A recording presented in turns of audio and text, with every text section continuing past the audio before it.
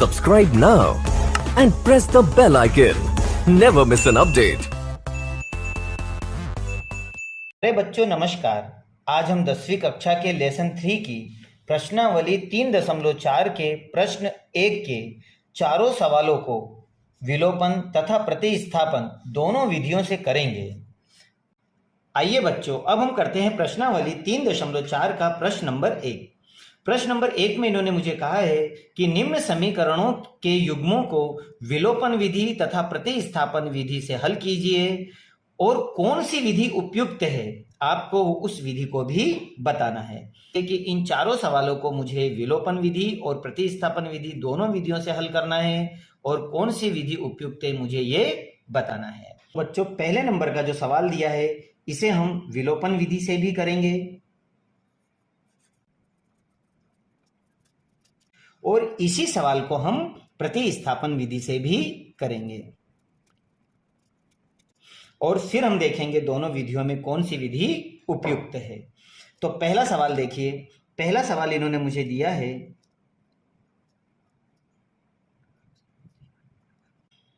तो यह हो जाएगी आपकी समीकरण 1 और यह हो गई समीकरण 2। आप इसे विलोपन कर रहे हो तो विलोपन विधि में हम यह देखते हैं कि x या y के कोफिशिएंट बराबर होना चाहिए और अगर इसके कोफिशिएंट बराबर नहीं है तो जिस x या y में जिसके भी हम कोफिशिएंट को बराबर कर रहे हैं हम इनको विलोपित कर देते हैं। विलोपित का मतलब है हम इनका क्रॉस मल्टीप्लाई।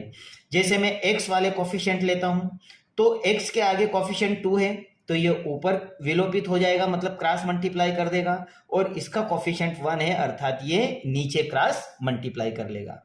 आपको अगर x के कोफिशिएंट नहीं लेना है तो आप y के भी क्रॉस मल्टीप्लाई कर सकते हो। अब ये जो 2 है यह इन तीनों में मल्टीप्लाई करेगा तो इनका जो मल्टीप्लाई करेंगे तो हमारे पास में आएगा 2x प्लस 2y बराबर 2 10। उसी तरह 1 का कर दीजिए तो 2x माइनस 3y बराबर 4। अब यहां पर मैं देखता हूं कि जिन भी कोफिशिएंटों का मैंने क्रॉस मल्टीप्लाई किया था वो बराबर आ गए। अब बराबर आ गए तो अब मुझे इसके साइन बदलना है। साइन भी तभी बदलूंगा जब इसके साइन बराबर होंगे, या तो प्लस प्लस या माइनस में होंगे। अब ये दोनों प्लस में है इसीलिए मैं प्लस का माइनस कर देता हूं, माइनस का प्लस हो जाएगा और प्लस का माइनस। ये दोनों धन ऋण के कैंसिल हो गए। अब y की संख्या जुड़ रही है क्योंकि 3 और 2 कितने हो गए, प्लस प्लस प्लस प्लस हो गए, मतलब 3 और 2 5 हो गए, बराबर 10 में से 4 गए तो हमारे पास बचेंगे 6 क्योंकि माइनस प्लस की संख्या बड़ी है। तो y का मान आ गया हमारा 6/5। तो यह आंसर आया आपका y का मान, बहुत ही इजी तरीके से। अब y का मान हम रख देते हैं समीकरण 1 में, तो मैं लिखूंगा यहां पर कि y का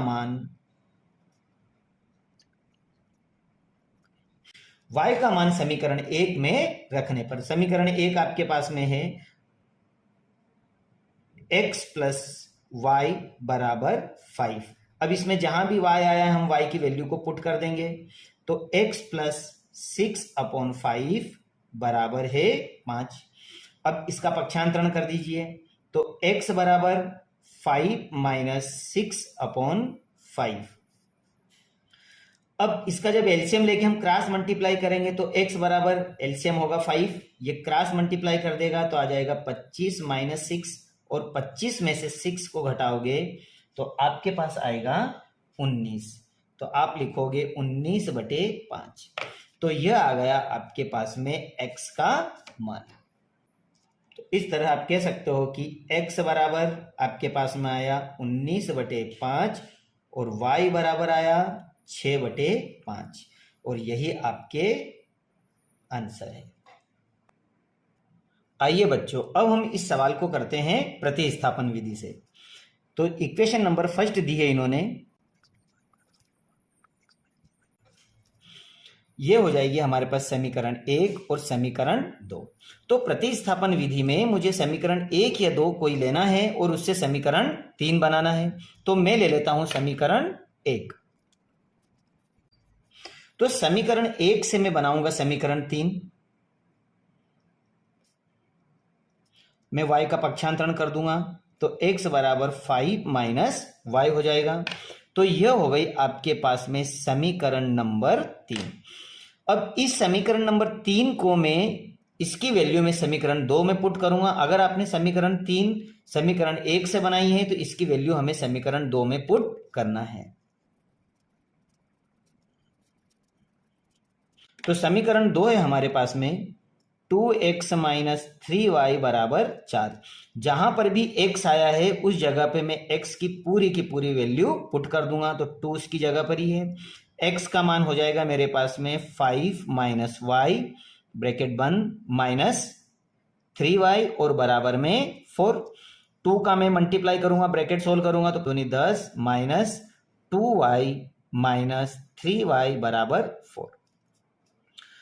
माइनस माइनस प्लस 3 और 2 हो गए हमारे पास में 5y बराबर 4 माइनस 10, क्योंकि प्लस से इधर माइनस हो जाएगा।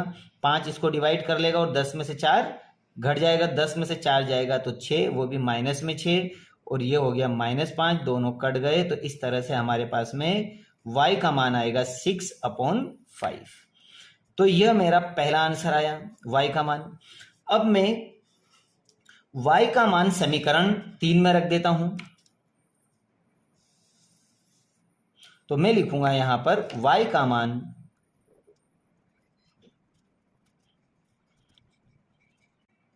समीकरण 3 में रखने पर समीकरण 3 बताइए क्या है आपकी, x बरोबर 5 माइनस वाई। इसमें जहां पर भी y आया है y की जगह लिखूंगा मैं 6/5। तो x बरोबर 5 माइनस 6/5। अब इसका एलसीएम ले लो, तो एलसीएम होगा 5, इसका क्रॉस मल्टीप्लाई कर दो तो ये होगा 5 25 माइनस 6। 25 में से 6 को घटाएंगे तो हमारे पास आएगा 19/5।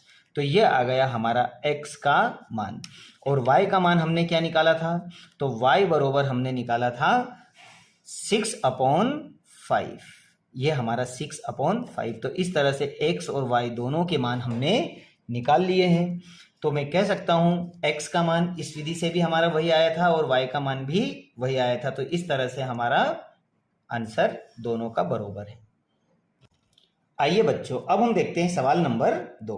तो सवाल नंबर 2 में इन्होंने क्या है कि 3x, तो ये हो गई समीकरण 1 और ये हो गई समीकरण नंबर 2। तो समीकरण 1 व 2 को मुझे विलोपन विधि से हल करना है, फिर इस सवाल को हम प्रतिस्थापन विधि से भी हल करेंगे। तो विलोपन विधि में मुझे यह देखना है कि x या y के कोफिशिएंट बराबर होना चाहिए। तो यहां पर x और y के कोफिशिएंट बराबर नहीं है, तो मैं x के गुणांकों को विलोपित कर देता हूं, अर्थात 2 का क्रॉस मल्टीप्लाई में ऊपर और 3 का मैं कर देता हूं नीचे। तो ये जो 2 है ये पूरी इक्वेशन में क्रॉस मल्टीप्लाई करेगी। तो 3 3 3 दूनी 6x प्लस 4 4 4 दूनी 8y और 10 10 10 दूना 20। 3 का गुणा कर दो, 3 3 3 दूनी 6x माइनस 3 3 3 दूनी 6y बरोबर 3 3 3 दूनी 6। अब यहां पर मैं इसके सभी साइन चेंज कर देता हूं। जैसे ये प्लस है तो माइनस, ये माइनस है इसलिए प्लस, और ये भी माइनस हो जाएगी, ये दोनों कैंसिल हो जाएगी। माइनस प्लस प्लस ये दोनों प्लस, तो 6 और 8 जब जुड़ेंगे तो ये होगा 14y और इक्वल में 20 में से 6 को हम घटाएंगे तो आएगा 14। अब ये इसको डिवाइड कर लेगा तो y का मान आ जाएगा 14/14 और 14 से 14 कैंसिल होंगे तो y का मान आएगा 1। तो ये आ गया आपका y का मान। तो हमने बड़ी आसानी से y का मान निकाल लिया। अब y का मान हम रखेंगे समीकरण 1 में। समीकरण 1 है मेरे पास में 3x प्लस 4y बराबर 10। जहां पे y आया है वहां मुझे लिखना है 1, तो मैं लिखूंगा 3x प्लस 4 मल्टीप्लाई 1 बराबर 10। इन दोनों का मल्टीप्लाई कर दो तो 3x प्लस 4 बराबर 10। 4 का पक्षांतरण कर दो तो 3x बराबर हो जाएगा हमारे पास में 10 माइनस 4। जब दोनों को घटाएंगे तो हमारे पास बचेगा 6। तो x बराबर 6/3 और 3 से इसे काट दो तो x का मान आएगा, तो x का मान आएगा मेरे पास 3 3 3 दूनी 6 और y का मान आया मेरे पास 1। तो यही मेरे अभिष्ट आंसर है, x का मान 2 और y का मान 1। अब मैं इस सवाल को करता हूं प्रतिस्थापन से, और प्रतिस्थापन से भी इसके उत्तर यही आएंगे। तो प्रतिस्थापन से देखने के लिए तो सवाल दिया है इन्होंने मुझे सेकंड नंबर का प्रतिस्थापन से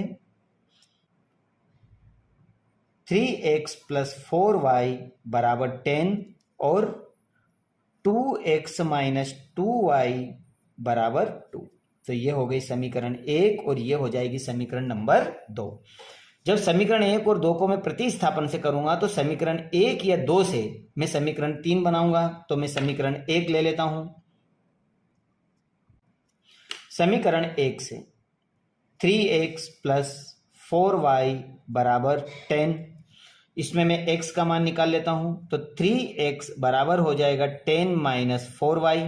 3 से इसको भाग लगा देता हूं तो x बराबर 10 - 4y अपॉन में होगा 3। अब ये बनेगी हमारी समीकरण नंबर 3। समीकरण नंबर 3 का मान अब हम रखेंगे समीकरण 2 में, क्योंकि हमने ये समीकरण 1 से बनाई है। तो हम लिखेंगे यहां पर समीकरण नंबर 3 का मान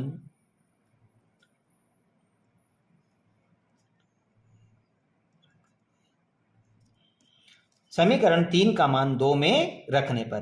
तो समीकरण नंबर 2 आपके पास क्या है? समीकरण नंबर 2 है आपके पास में 2x - 2y = 2। ये आपके पास में समीकरण नंबर 2 है।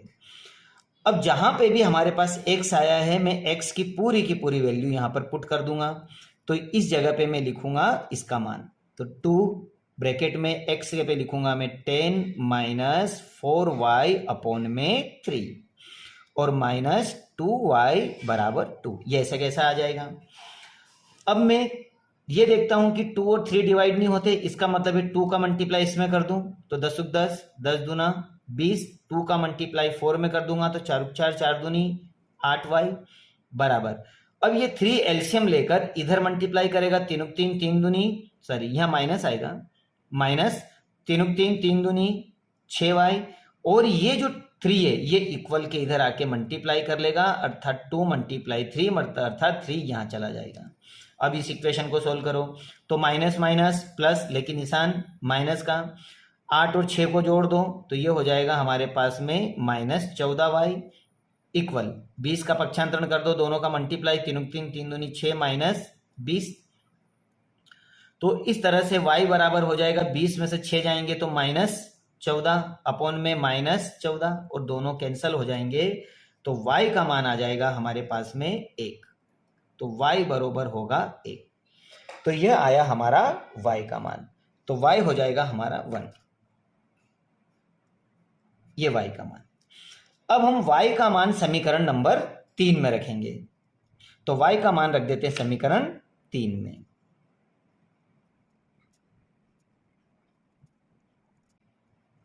समीकरण 3 क्या है आपके पास में?